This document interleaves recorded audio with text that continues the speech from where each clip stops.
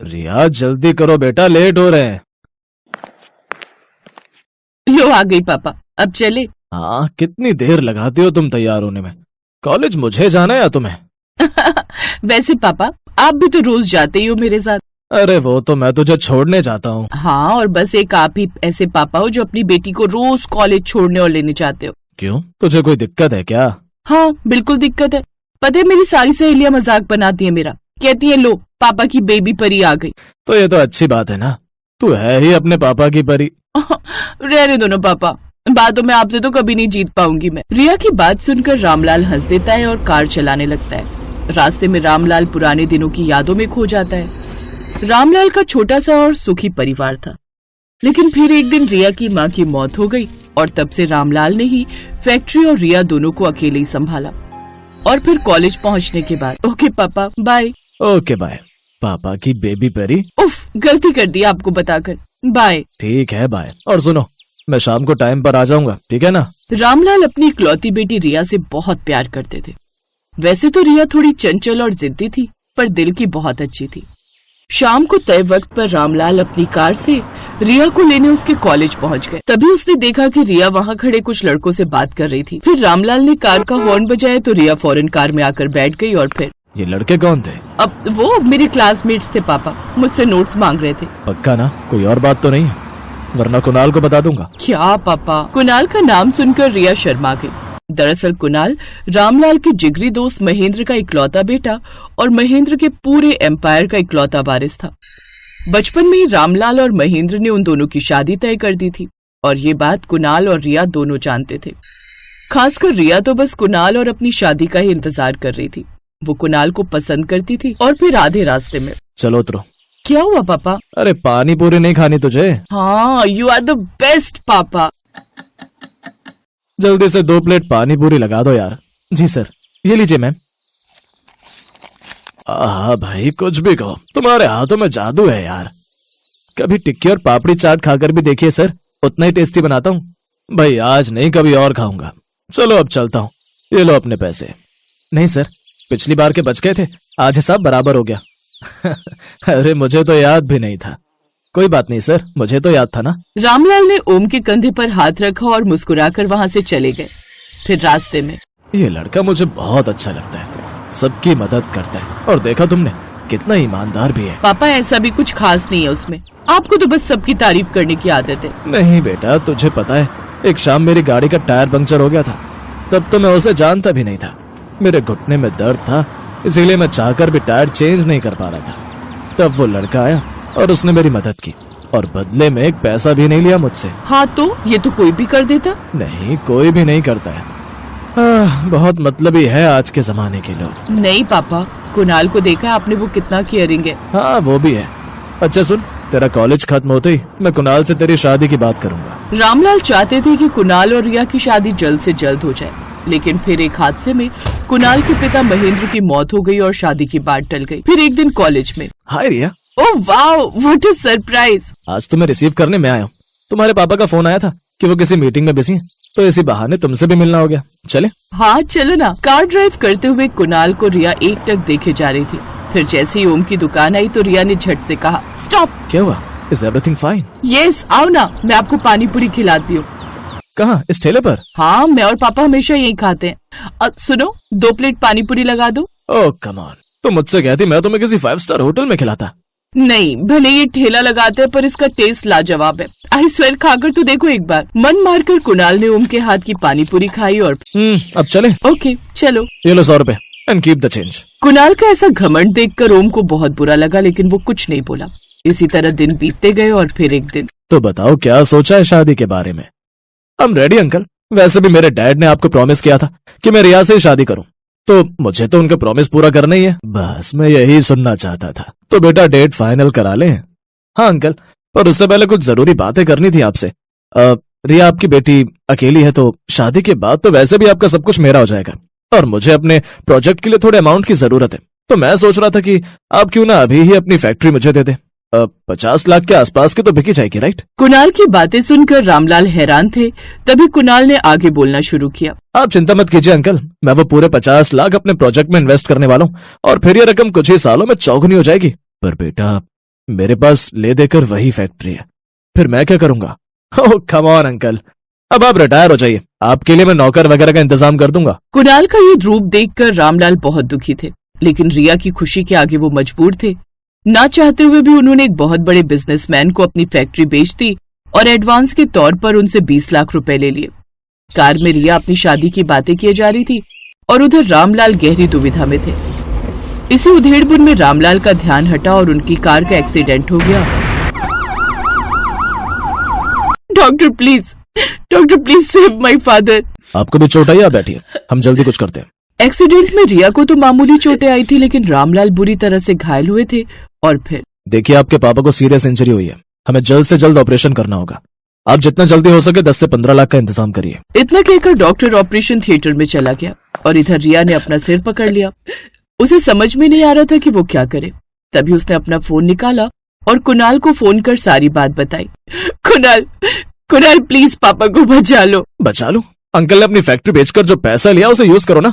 और हाँ सुनो, वैसे तो बात 50 लाख की थी, पर अब 40 भी मिलेंगे तो भी मैं तुमसे शादी कर लूंगा, ठीक है ना? Don't worry. उसने अगला फोन अपने पापा की फैक्ट्री के मैनेजर को किया और सारी सच्चाई जानने के बाद उसका दिल बैठ गया। हे भगवान, अब मैं कहाँ से लाऊं पैसे? पता नहीं पापा ने पैसे कहाँ रखे हैं, ये भी कोई नहीं जानता। रिया माथा पकड़कर हॉस्पिटल में बैठी थी कि तभी वहाँ ओम आया और उसके हाथ में एक ब्रीफकेस था। मैडम, आपके पापा ये बैग मेरे ठेले पर ही भूल गए थे। अब मुझे तो पता नहीं था कि आपके पापा का है, और इसके मालिक का पता लगाने के लिए मैंने इसे खोलकर देखा था। इसमें ढेर सारे पैसे हैं मैडम जी। मैं इसे लेकर आपके घर गया तो पता लगा कि सर का एक्सीडेंट हुआ है। आप दोनों ठीक तो है ना? रिया ने झट से बैग खोला तो उसमें वाकई 20 लाख रुपए थे। रिया को लगा कि ओम उसकी जिंदगी में फरिश्ता बनकर आया है। उसने झट से काउंटर पर सारे पैसे जमा कर दिए और फिर ओम को सारी बात बताई। ओम अगले 2 दिनों तक रिया के साथ अस्पताल में ही रुका रहा। ऑपरेशन के 2 दिन बाद रामलाल को होश आया तो सामने ओम और रिया बैठे हुए थे। सर, आप ठीक है ना? अरे ओम, तुम यहाँ कैसे? सर, वो आप अपना पैसों का बैग मेरी दुकान पर भूल गए थे, मैं तो वही देने आया था। पापा, डॉक्टर्स ने 15 लाख रुपए मांगे थे, मुझे कुछ समझ नहीं आ रहा था। और कुणाल, वो तो बहुत बड़ा लालची और धोखेबाज निकला। ओम हमारे लिए फरिश्ता बनकर आए पापा। 2 दिनों से ही अपने घर नहीं गए, मेरी और आपकी देखभाल करते रहे पापा। ये नहीं आते तो पता नहीं क्या हो जाता। ये कहकर रिया रोने लगी। अब सब कुछ तुम्हारे सामने है रिया। एक कुणाल है जिसे तुमसे नहीं सिर्फ मेरे पैसों से प्यार है, और एक ओम है दिलदार, सच्चा और ईमानदार। अगले ही पल रामलाल ने ओम के हाथ में रिया का हाथ रख दिया। कुछ दिन बाद रामलाल पूरी तरह ठीक हो गए और उन्होंने धूमधाम से रिया और ओम की शादी करा दी।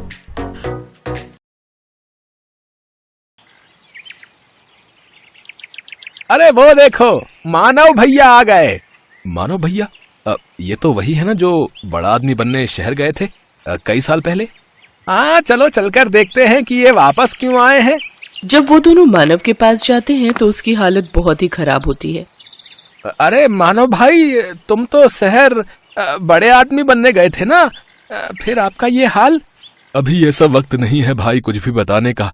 हम शहर से 300 किलोमीटर पैदल चलकर आए हैं और हम सब कई दिनों से भूखे हैं। अगर हो सके तो हमें राशन पानी कुछ दिन के लिए उधार दे दो भैया। तुम अपने घर जाओ और आराम करो मानव भाई। और रही खाने की बात, तो मैं गांव के मुखिया को बोल देता हूँ, वो कुछ दिनों का राशन पानी तुम्हारे घर भिजवा देंगे। आपका बहुत बहुत शुक्रिया किशोर भाई। मुखिया उनके घर 1 महीने का राशन पानी भिजवा देता है। सुनिए जी, आखिर कब तक हम इन गांव वालों से छुपा कर रखेंगे कि हम शहर से भागकर क्यों आए हैं? तो हम इन गांव वालों से क्या कहते कि शहर में रहकर हम पर इतना कर्जा हो गया और वो चुका न पाने की वजह से हम गांव वापस आए हैं। फिर तो ये हमें जो राशन पानी मिला है वो भी नहीं मिलता। ये तो आप ठीक कह रहे हैं जी। देखो रमा, जो किस्मत में लिखा है उसे कोई नहीं टाल सकता। चलो आप सो जाओ, रात बहुत हो गई है। मैं कल ही मुखिया से मिलकर काम की कोई बात करता हूँ। अगले दिन मानव मुखिया से मिलता है और अपने बेरोजगार होने की समस्या बताता है। देखो मानव, तुम इस गांव के बेटे हो और अब तुम इसी गांव में रहकर अपना कोई काम शुरू करो। आपने बिल्कुल सही कहा मुखिया जी। वैसे मैं शहर में सारा दिन ऑटो रिक्शा चलाता था और शाम को रमा और मैं पानी पूरी का ठेला लगाते थे। तो मैं सोच रहा हूँ कि क्यों ना मैं इस गांव में भी पानी पूरी बनाकर बेचूं। हाँ, ये तो बहुत ही अच्छा ख्याल है। वैसे भी अपने गांव में एक भी पानी पूरी वाला नहीं है। अपना खेत गिरवी रखकर मानव और रमा ने पानीपुरी का ठेला खोल लिया। वो ठेला लगाकर बैठे थे, तभी वहाँ उसका बचपन का दोस्त विनोद आ गया, जो कि एक गांव से दूसरे गांव तक ऑटो चलाता था। अरे वाह, आज मेरा दोस्त नए काम की शुरुआत कर रहा है, लेकिन तेरे चेहरे पर इतनी उदासी क्यों है? क्या बताऊं यार, ठेला लगाए पूरे 2 घंटे हो गए, लेकिन अभी भी एक भी बोनी नहीं हुई। अच्छा बता, कितने की प्लेट दे रहा है तू इन गोलगप्पों की? भैया 10 रुपए के 5 गोलगप्पे हैं बस। अच्छा भाभी, फिर तो मेरे लिए 1 प्लेट लगा दीजिए। मानव उसको गोलगप्पे बनाकर खिलाने लगा। उनको चखते ही विनोद ने कहा, अरे वाह, ये तो सचमुच किसी अमृत समान है। कुछ ही दिनों में उनका पानीपुरी का काम बहुत अच्छे से चलने लगता है। एक दिन मुखिया जी उसके ठेले पर आते हैं। मानव, मैं तुमसे एक बात कहना चाहता हूँ। जी कहिए मुखिया जी। मानव, तुम्हारी पानीपुरी आसपास के गांव में भी बहुत प्रसिद्ध है। मैं चाहता हूँ कि तुम ढेर सारी पानीपुरी बनाओ और गांव के और आसपास के गांव वालों को भी ये पानीपुरी खिलाओ और आने वाले चुनाव में मेरे नाम का प्रचार करो। क्यों नहीं मुखिया जी, आपने मेरी मदद उस वक्त की थी जब मैं खाली हाथ इस गांव से लौटा था, तो भला मैं आपको इनकार कैसे कर सकता हूँ। मैं आपकी मदद जरूर करूंगा। बहुत बहुत धन्यवाद मानव बेटा। अच्छा, अब मैं चलता हूँ। हैं? आपने हाँ तो कर दीजिए, लेकिन अब हम इतनी सारी पानीपुरी बनाएंगे कैसे? हमारे पास सामान के लिए इतने पैसे कहाँ से आएंगे? अब हमें अपने गिरवी रखे खेत को बेचना होगा। ये आप कैसी बातें कर रहे हैं जी? अगर अच्छी कमाई हो गई तो फिर हम उस कमाई से नया खेत ले लेंगे, लेकिन मैंने मुखिया को जुबान दी है और अब मैं अपनी बात से पीछे नहीं हट सकता। और इस तरह मानव ने अपनी जमीन भी बेच दी। क्या बकवास कर रहे हो मानव? आखिर हमारे बीच पैसों की बात कहाँ हुई थी? मजाक मत कीजिए मुखिया जी, मैंने अपना खेत भी बेच दिया है। ऐसे तो मैं बर्बाद हो जाऊंगा। चुपचाप जाता है या धक्के मारकर निकालूं यहाँ से? दुखी होकर मानव घर पहुँचता है और रमा को सारी बात बताता है। अब तो हम लोग भूखे मर जाएंगे जी, जो बचा खुचा था वो भी हमने बेच दिया।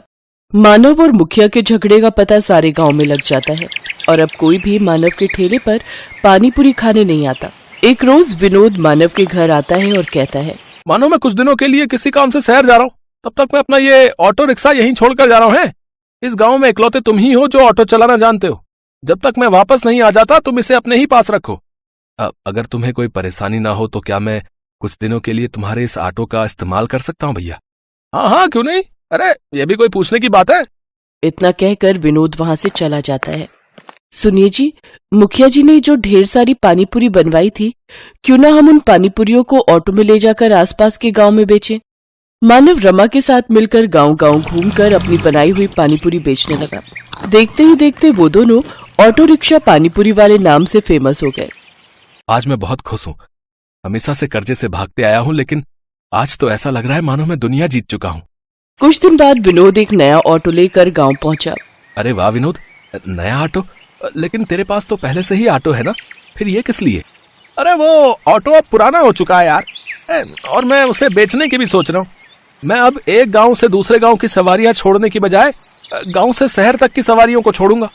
अगर आप बुरा ना मानो विनोद भाई, तो क्या ये ऑटो हमें बेच सकते हो? अरे ये भी कोई पूछने की बात है? आज से ये ऑटो आपका हुआ है। तेरी बड़ी मेहरबानी मेरे दोस्त। ये ले, ये तेरे ऑटो रिक्शा के पैसे पकड़। रमा और मानव तो ऑटो पाकर बहुत खुश थे। अब वो दोनों सारा दिन एक गांव से दूसरे गांव घूम कर पानीपुरी बेचा करते थे और लोग बड़ी आस लगाकर उनकी पानीपुरी के इंतजार में बैठा करते थे। उनका व्यापार अब बहुत अच्छा चलने लगा और उन्हें अच्छी आमदनी होने लगी। Best buddies. Hello friends. Thanks for watching this video. अगर आपको ये वीडियो पसंद आया है तो प्लीज लाइक, सब्सक्राइब, कमेंट्स करें इस वीडियो पर और हाँ, शेयर करना भी ना भूलें। और भी मजेदार वीडियो देखने के लिए नीचे दिए गए बेल आइकॉन को दबाएं। देखते रहिए बेस्ट बडीज।